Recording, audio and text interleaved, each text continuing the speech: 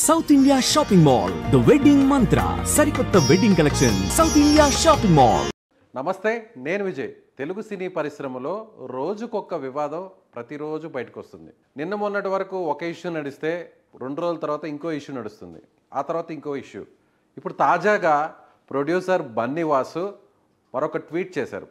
మొన్నటి వరకు హరిహర వీరమల్లు 12వ తారీఖున రిలీజ్గా అవుతుంది కాబట్టి కొంతమంది కుట్ర పన్ని ఈ సినిమాని అడ్డుకోవడం కోసం థియేటర్లన్నింటినీ కూడా ఏపీ తెలంగాణలో మూసివేస్తున్నట్టు ఒక ప్రకటన చేయడం, దానికి సంబంధించి ఆ తర్వాత నేరుగా పవన్ కళ్యాణ్ బరిలోకి దిగడం, అలాగే ఏపీ సంబంధించినటువంటి మినిస్టర్ సినిమాటోగ్రఫీ మినిస్టర్ కందుల దుర్గేష్ నేరుగా సెంట్రల్ గవర్నమెంట్కి కంప్లైంట్ చేయడం, ఆ తర్వాత వెంటనే కొంతమంది 3 వ్యక్తులు ఈ సినీ రంగాన్ని శాసిస్తూ థియేటర్లను వాళ్ళ కబంధ హస్తాల్లో పెట్టుకొని సినిమాను అడ్డుకోవడానికి ప్రయత్నిస్తున్నారంటూ రకరకాల కథనాలు వచ్చాయి. రకరకాల వ్యవహారాలన్నీ కూడా సినీ పరిశ్రమలో జరిగినటువంటి విషయం మనకు తెలిసిందే. ఆ తర్వాత వెంటనే అల్లు అరవింద్ బయటికి రావడం, ప్రెస్ మీట్ పెట్టడం, ఆ 3లో నేను లేనని చెప్పడం, ఆ తర్వాత నేరుగా వెంటనే దిల్ రాజు బయటకు వచ్చి ఆయన ప్రెస్ మీట్ పెట్టడం, దీనికి సంబంధించి ఈ థియేటర్ల బంద్ వ్యవహారాన్ని తెర మీద తీసుకొచ్చింది జనసేన పార్టీకి సంబంధించిన నాయకుడే అంటూ ఒక జిల్లాకు సంబంధించినటువంటి వ్యక్తి పేరును బయట చెప్పడం, ఆ తర్వాత ఆయన ప్రెస్ మీట్ పెట్టి దీని కారకుడు దిల్ రాజుకు సంబంధించినటువంటి వారి కుటుంబ సభ్యులు ఆయన సోదరుడే అని చెప్పడం జరిగింది. అయితే ఇప్పుడు తాజాగా హరిహర వీరమల్లు మళ్ళీ పోస్ట్పోన్ అయింది, నెక్స్ట్ మంత్కి పోస్ట్పోన్ కావడంతో ఇప్పుడు తాజాగా ఈ అంశం మళ్ళీ తెర మీదకి వచ్చిందా, థియేటర్లకు సంబంధించినటువంటి అంశం తెర మీదకి తీసుకునేటటువంటి ప్రయత్నం చేస్తున్నారు, దీని వెనక ఎవరున్నారు, ఇది ఆ 3కి సపోర్టుగానా లేదంటే ఆ 3కి వ్యతిరేకంగా, లేదంటే ఆ 4కి వ్యతిరేకంగా, ఇలా రకరకాలుగా మళ్ళీ కొన్ని ఊహాగానాలు కొన్ని చర్చలకి ఈ పోస్ట్ అనేది ఇప్పుడు తెర మీద తీసుకొస్తున్నటువంటి పరిస్థితి. ఆ పోస్ట్ ఏంటంటే ఒకసారి చూద్దాం. బన్నీవాస్ రైట్, అసలు ఆయన పెట్టినటువంటి పోస్ట్ ఏందో ఒకసారి పరిశీలించే ప్రయత్నం చేద్దాం. ఎగ్జిబిటర్స్ ప్రొడ్యూసర్స్ గ్రహించవలసింది, కరెక్ట్ చేసుకోవాల్సింది పర్సంటేజ్ సిస్టమ్ కాదు, ప్రేక్షకులను తిరిగి థియేటర్లకు రప్పించడం ఎలా అని. ఇప్పుడున్న ₹1 వ్యాపారంలో నీది పావలా నాది పావలా అని కొట్టుకోవడం కాదు, మునుపటిలా మన వ్యాపారాన్ని రూపాయికి ఎలా తీసుకెళ్ళాలి అనేది ఆలోచించాలి తప్ప ఇలాగ సినిమా విడుదలైన 28 రోజుల్లోపే ఓటీటీకి ఇవ్వాలి అనే ట్రెండ్ కొనసాగితే రాబోయే 4-5 ఏళ్లలో 90% సింగిల్ స్క్రీన్స్ మూసుకుపోతాయి. ఈ విషయం పెద్ద హీరోలు కూడా ఆలోచించాలి అని చెప్పారు ఆయన.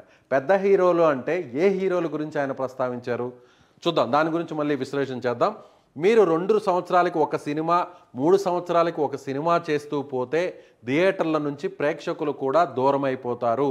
ఈ 2-3 ఏళ్లలో చాలామంది థియేటర్ ఓనర్స్ వాటిని మెయింటైన్ చేయలేక మూసేస్తారు. సింగిల్ స్క్రీన్ మూత పడినట్లయితే ఓన్లీ మల్టీప్లెక్స్ థియేటర్స్ అయితే పెద్ద హీరోలందరూ గుర్తించుకోవాల్సినటువంటి విషయం ఏంటంటే మీ సినిమా థియేటర్స్ ద్వారా వచ్చే ఆదాయం కేవలం 43% మాత్రమే నిర్మాతలకు వెళుతుంది అనేటువంటి విషయాన్ని ఆయన హీరోల్ని అలాగే నిర్మాతల్ని ప్రస్తావిస్తూ ఈ పోస్ట్ పెట్టారు.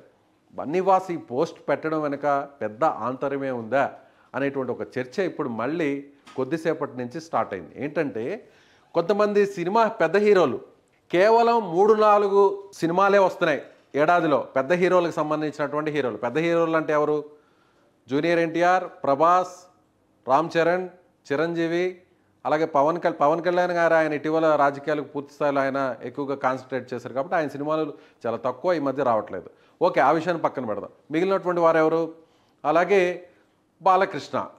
సో ఈ హీరోలకు సంబంధించినటువంటి వారు ఎవరైతే ఇప్పుడు పెద్ద హీరోలుగా చెప్తున్న వారి కేవలం సంవత్సరానికి 3-2 సినిమాలు మాత్రమే వస్తున్నాయి. అలా ఆ సినిమాలు వస్తే ఇక సింగిల్ స్క్రీన్ థియేటర్లు మూసివేయాలి, ఆ తర్వాత కేవలం 28 రోజులకే ఓటీటీకి ఇచ్చేయాలనేటువంటి నిర్ణయం జరిగితే రాబోయేటువంటి కొన్ని సంవత్సరాల్లో మొత్తం స్క్రీన్స్ అన్నీ కూడా థియేటర్లన్నీ కూడా మూతపడతాయి అంటూ ఆయన ఒక పోస్ట్ పెట్టాడు. అంటే ఇప్పుడు ప్రస్తుతం ఏపీలో కానీ తెలంగాణలో కానీ సింగిల్ స్క్రీన్కి సంబంధించినటువంటి థియేటర్ని మెయింటైన్ చేస్తుంది 70-80% కాదు 90% కూడా ఆ 4 అనేటువంటి విషయాన్ని ఇటీవల జరిగినటువంటి కొన్ని విశ్లేషణలో చర్చల్లో మనకి సినిమాకి సంబంధించినటువంటి కొంతమంది ముఖ్యులే మాట్లాడినటువంటి విషయం మనకు తెలిసిందే. అంటే ఇప్పుడు ఈయన వాళ్ళని సపోర్ట్ చేస్తూ ఈ పోస్ట్ పెట్టాడా లేదంటే వాళ్ళని వ్యతిరేకిస్తూ ఈ పోస్ట్ పెట్టాడా? అల్లు అరవింద్ గారు బయటకు వచ్చి ఆయన ఒక మాట చెప్పారు. ఆ 4లో నేను లేను, నేను ఎప్పుడో బయటకు వచ్చేసాను, నాకు ఏపీ తెలంగాణలో ఎక్కడ థియేటర్ లేవు, ఒక్క థియేటర్ మాత్రం తెలంగాణలో హైదరాబాద్లో ఉంది, అది కూడా త్రిబుల్ ఏ థియేటర్ అంటూ కూడా ఆయన చెప్పినటువంటి విషయం మనకు తెలిసింది. అంటే ఇప్పుడు ఈ పోస్టు సినిమా థియేటర్ల యాజమాన్యాలకు, ఓనర్లకు అనుకూలంగా పెట్టారా, లేదంటే ఆ ముగ్గురిని టార్గెట్ చేస్తూ ఈ పోస్ట్ పెట్టారా అనేది కూడా చూడాల్సినటువంటి పరిస్థితి. అయితే ఇప్పుడు ఇందులో చెప్పినటువంటి మాట ఏంటంటే, సింగిల్ స్క్రీన్ విషయంలో పర్సంటేజే కాదు, మల్టీప్లెక్స్ థియేటర్లకి పర్సంటేజ్లు ఇస్తున్నారు కాబట్టి వాళ్ళు కొంతవరకు గెటాన్ కాగలుగుతున్నారు. అలా కాకుండా రెవెన్యూ షేరింగ్లో పర్సంటేజ్ని మీరు వాళ్ళకి ఇస్తున్నారు కాబట్టి వాళ్ళు ముందుకు వెళ్ళగలుగుతున్నారు. కానీ సింగిల్ స్క్రీన్ విషయంలో, థియేటర్ల విషయంలో మాత్రం కేవలం అద్దెలు మాత్రమే చెల్లిస్తున్నారు, లీజులు మాత్రమే చెల్లిస్తున్నారు. కాబట్టి వాళ్ళకి పర్సంటేజ్ ఇవ్వట్లేదు. కాబట్టి మాకు కూడా పర్సంటేజ్ ఇవ్వాలి అంటూ గత కొన్ని రోజుల కిందట మేము సమ్మె చేస్తామంటూ థియేటర్ల యాజమాన్యం ఒక ప్రకటన చేసిన తర్వాత ఈ వ్యవహారం బయటకు వచ్చింది. అంటే ఇప్పుడు సింగిల్ స్క్రీన్ థియేటర్లకి కేవలం పర్సంటేజ్ ఒక్క విషయమే కాదు, చాలా ఆలోచించాలి. కేవలం 3 సినిమాలే కాదు సంవత్సరానికి పెద్ద హీరోలు రావాల్సింది, సినిమా హీరోలు అంటే బడ్జెట్ని తగ్గించాలి. పరోక్షంగా అక్కడ చెప్పింది ఏంటంటే సినిమా వ్యయాన్ని తగ్గించాలి, సినిమా బడ్జెట్ని తగ్గించాలి, నిర్మాతల మీద భారం పడకుండా చూడాలి అంటూ ఆయన పరోక్షంగా అక్కడ ఒక రకంగా హీరోలని కొంచెం ఇండైరెక్ట్గా టార్గెట్ చేస్తూ ఈ పోస్ట్ పెట్టారా అనేది కూడా ఒక చర్చ జరుగుతున్నటువంటి పరిస్థితి. ఇప్పుడు బన్నీ వాస్ చేసినటువంటి ఈ పోస్ట్ ట్వీట్ నెక్స్ట్ ఎలాంటి పరిస్థితులకి దారితీస్తుంది అనేది కూడా వేచి చూడాలి.